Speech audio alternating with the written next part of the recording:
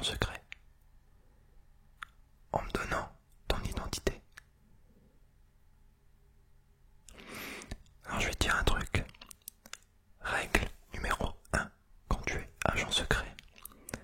Ne divulgue jamais, jamais ton identité à qui que ce soit, même à moi ou à un de mes supérieurs. Ok?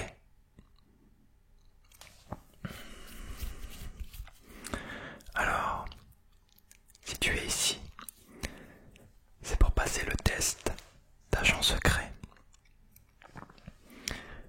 Déjà en arrivant ici, tu as déjà appris quelque chose. Ouais, exactement.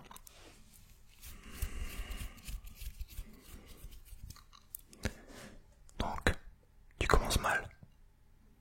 Tu commences très mal. J'espère que tu vas te rattraper après. Alors, dans ce test, je vais t'expliquer un petit peu comment ça va se passer. Tu auras 10 questions. Les 10 questions, c'est des questions en rapport avec ce que tu peux avoir en intervention,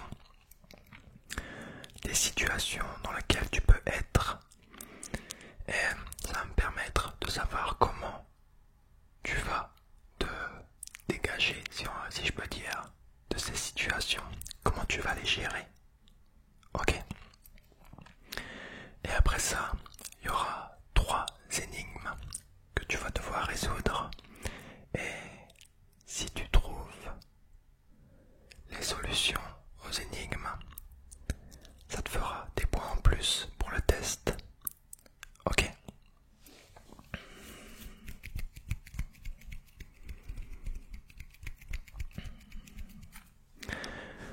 Je vais me présenter rapidement. On m'appelle le testeur fou. Je te laisse deviner pourquoi. Voilà, t'as tout compris. C'est moi qui fais passer les tests pour les futurs agents secrets. Pour le moment, je ne sais pas si tu en seras un après ce test. C'est ce que nous allons voir ensemble.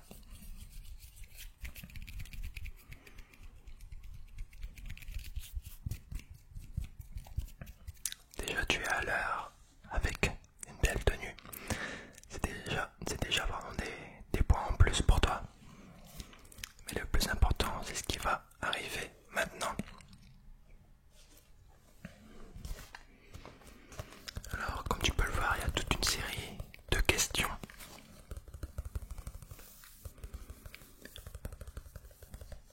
Donc, une série de 10 questions avec, pour chacune des questions, 4 possibilités de réponse. Donc, je vais te les dire. Et en fonction de tes choix,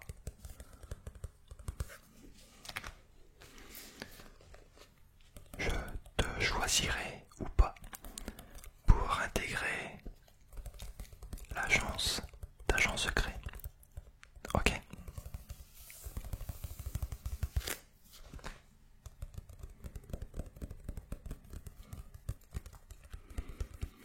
Donc la partie des questions va durer entre 5 et 10 minutes, suivant le temps que tu mets pour y répondre.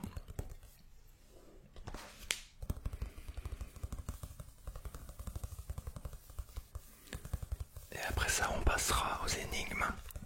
Et avant de commencer les énigmes, je te donnerai un indice pour les résoudre. Ok? Je vais prendre mon petit stylo. Et on est parti pour la première question. Alors, si tu étais un agent secret, quelle serait ta plus grande qualité? Ton charme, ton calme, ta débrouillardise ou ton intelligence?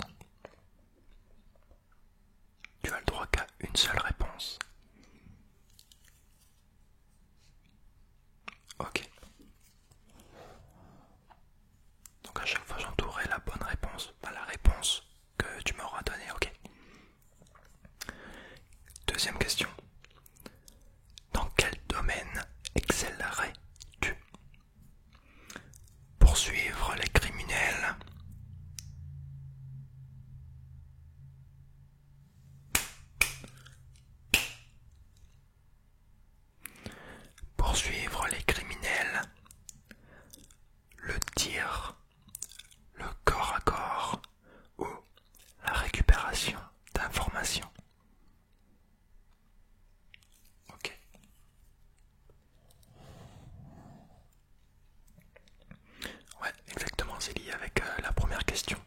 Enfin, tes réponses sont liées à deux, on va dire. Troisième question. Ton identité secrète est en danger. C'est ce que je te disais quand tu es arrivé. Donc, ton identité secrète est en danger. Où te caches-tu? En Hollande, en France, en Suède ou en Italie? Ok. Et je peux savoir pourquoi? D'accord, ok. Quatrième question. Au cours d'une mission, tu apprends que certains des membres de l'organisation pour laquelle tu travailles sont corrompus. Que fais-tu? Tu interroges le directeur ou la directrice de l'organisation. À coup sûr, il est dans le coup. Tu t'en doutais et comptes sur tes partenaires pour t'aider à déjouer le complot. L'identité des coupables te semble évidente et tu tentes de les faire tomber à l'aide de ton meilleur ami. Ou, dernière possibilité, tu prétends ne rien savoir, ce sera plus simple pour découvrir le coupable. Ok. Exactement.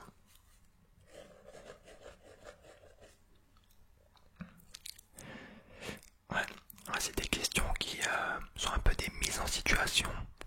Sur des situations que tu pourras à l'avenir, si tu es agent secret, tomber dedans peut-être.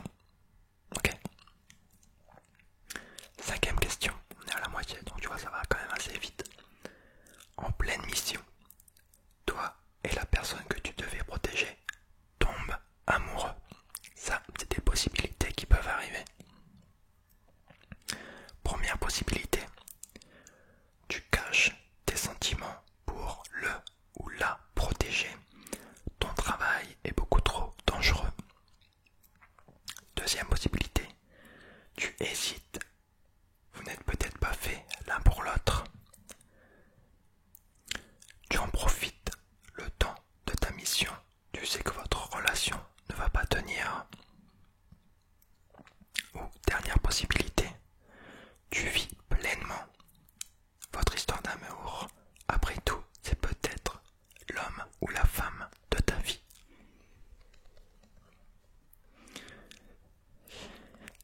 C'est ça, c'est une question qui peut paraître anodine, mais qui est très importante pour ce boulot. C'est ça, le plus grand danger de ce travail, c'est les sentiments que tu peux avoir sur la personne que tu protèges ou sur quelqu'un d'autre. Ok. Alors tu choisis quelle réponse? Ok. Ok, ça marche. Alors on va passer à la sixième. Si tu pouvais choisir un animal pour partenaire, ce serait un poisson, un aigle, un chien ou une panthère. Ok. Ouais, c'est la réponse la plus basique que les gens donnent de toute façon. Alors moi je vais te dire personnellement, mon compagnon de route, c'est un chien. C'est ça. Alors septième question. Le destin du monde est entre tes mains. Mais pour le sauver, tu dois ingérer un poison mortel. Que fais-tu? Première possibilité. Tu trompes tes ennemis et remplaces le poison par de l'alcool. B. Tu ingères le poison. Tu n'as pas peur de mourir. C. Tu hésites, pas sûr que tu puisses sauver le monde avec ou sans poison. Ou la dernière possibilité, tu ingères le poison sans hésiter, en espérant que l'une de tes connaissances pourra te sauver.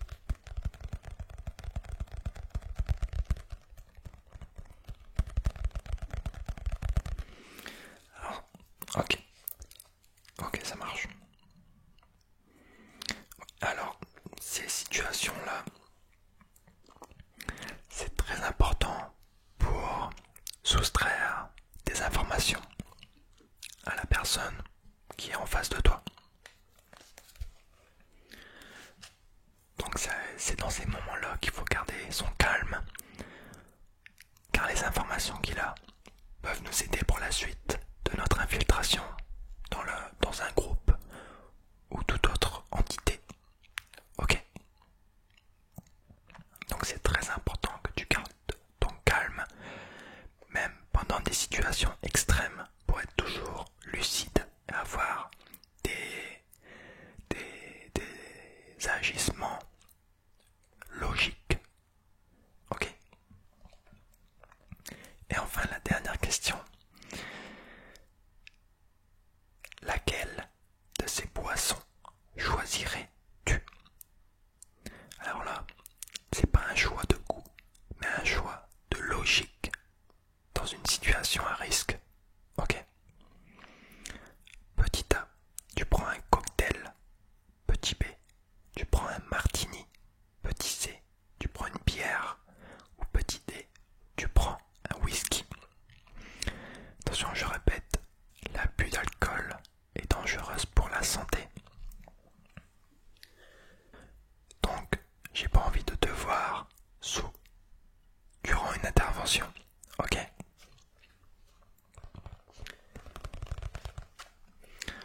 Ça, c'est le genre de situation qui peut arriver. Tu suis un individu qui se rend dans un bar pour te fondre dans la masse. Tu prends une boisson au bar. Logique, ok?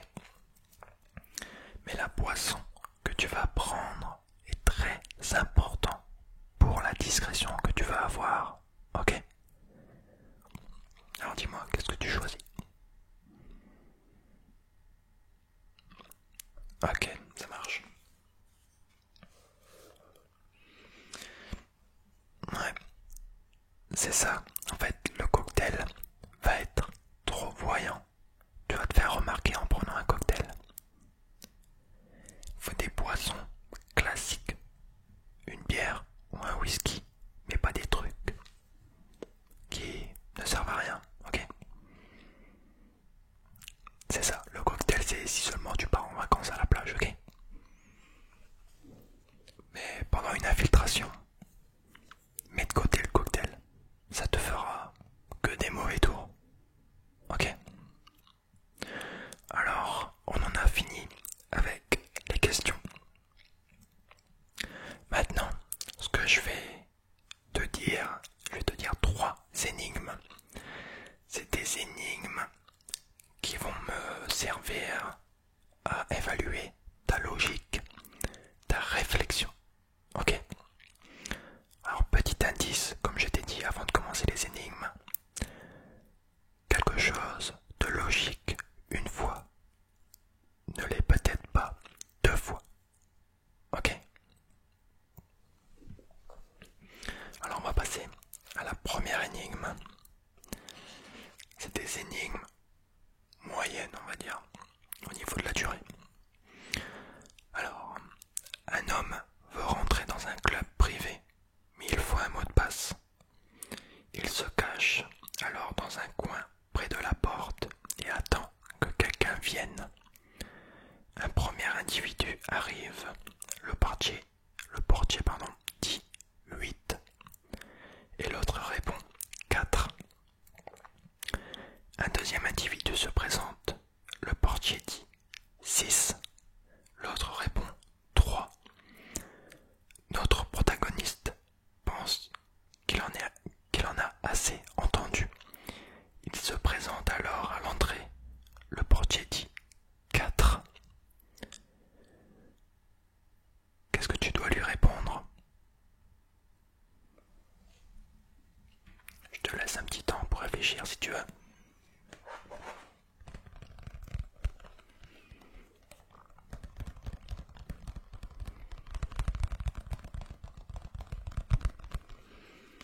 Ok. D'accord. Ça marche de toute façon. À la fin des 3 énigmes, je te dirai les réponses, bien évidemment.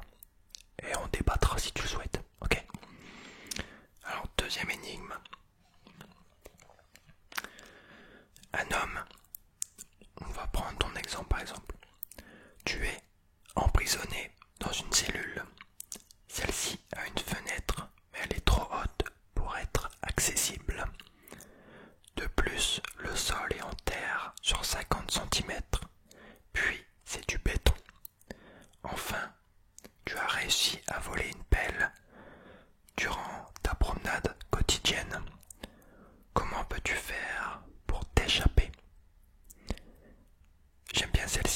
une situation qui peut t'arriver si tu te fais emprisonner, si tu te fais capturer par une milice ennemie.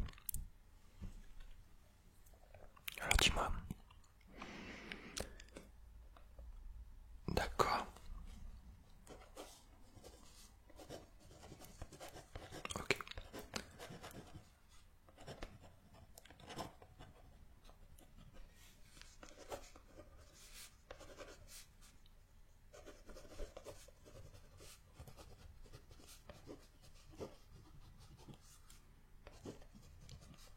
Ok, ça marche.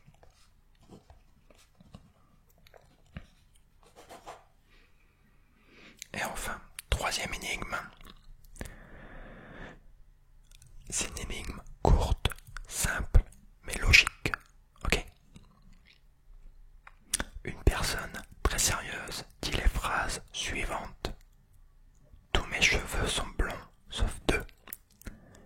Tous mes cheveux sont bruns, sauf deux. Tous mes cheveux sont roux, sauf deux. Combien a-t-elle de cheveux? Ok. Ouais, je te l'ai dit. Bon, ça c'est une question un peu pour faire baisser la pression. Hein. Bon, c'est là je te la compte direct, hein. Je te dis directement qu'elle est bonne. Donc elle a bien 3 cheveux. Donc un blond, un brun et un roux. Alors on va revoir ensemble les deux premières énigmes. Alors, quand le portier te dit 4, tu m'as dit que tu lui répondais 6. Alors explique-moi pourquoi. Ouais. Ok, alors, je vais te dire c'est la bonne réponse. Alors, à première vue, on aurait pu penser que les gens répondaient la moitié du chiffre donné par le portier. Quand le portier dit 8, l'autre répond 4. Quand le portier dit 6, l'autre répond 3. Mais en fait, la réponse, par exemple 8, il y a 4 lettres dans le mot. Donc la personne répond 4. Quand le portier dit 6, l'autre répond 3. Parce que dans le mot 6, il y a 3 lettres. Ok. Donc là on aurait pu penser, le portier dit 4. On aurait pu répondre 2. Pour une première logique. Mais dans le mot 4, il y a 6 lettres. Donc c'est là que qu'intervient la logique que je t'ai dit avant de commencer ces énigmes. Ok. Et donc, pour la deuxième énigme, tu avais également la bonne réponse. En fait, tu devais te servir de la pelle pour faire un tas de terre sous la fenêtre. Et après, tu n'aurais plus qu'à monter sur le tas et passer par la fenêtre. Et prendre la fuite. Voilà, exactement.